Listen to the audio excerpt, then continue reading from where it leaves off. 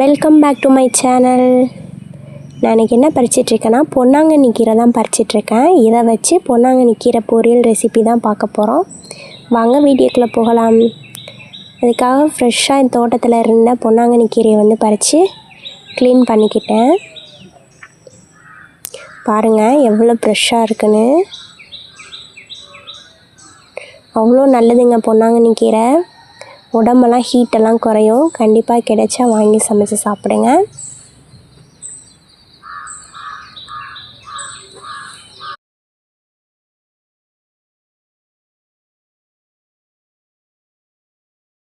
எல்லாமே ரெடி பண்ணியாச்சு. இப்போ கடாயை எடுத்து ஆயில் ஊற்றி நல்லா வந்து காய விடுறேன். ஓரளவு காஞ்சதுக்கப்புறமா 4-5 பட்டை மிளகாய் எடுத்து போட்டுக்கிட்டேன். இது பட்டை மிளகா போட்டால் தான் டேஸ்ட்டாக இருக்கும். ஓரளவு வந்து எண்ணெயில் வறுந்ததுக்கப்புறமா பொடியாக நறுக்கி வச்சுருக்க சின்ன வெங்காயம் வந்து போட்டு ஃப்ரை பண்ணுறேன். சின்ன வெங்காயம் சேர்த்தா தான் செம்ம டேஸ்ட்டாக இருக்கும். இதுக்கப்புறமா கொஞ்சம் கருவேப்பிலை சேர்த்துக்கிட்டேன்.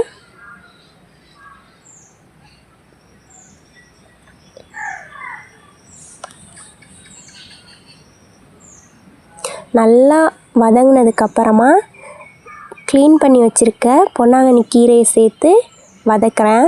ஃபஸ்ட்டே உப்பு போடாதீங்க, ஏன்னா மெஷர்மெண்ட் தெரியாது. அதனால் வதங்கினதுக்கப்புறம் நமக்கு மெஷர்மெண்ட் தெரியும். அதனால் ஏற்ற அளவு கீரைக்கு உப்பு போட்டுக்கலாம். பாருங்கள் நல்லா வதங்கி வந்துடுச்சு.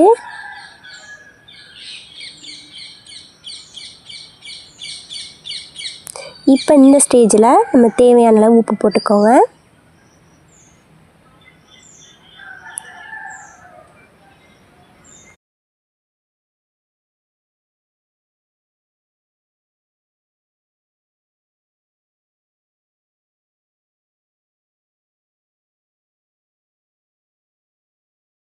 பாருங்கள் நல்லா வதங்கி வந்துடுச்சு.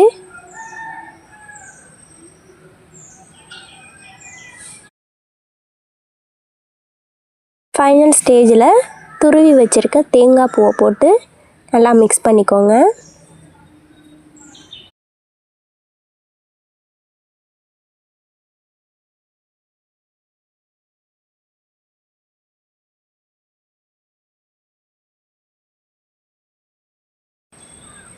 அவ்வளோதாங்க, சுவையான பொன்னாங்கண்ணி கீரை பொரியல் ரெடி.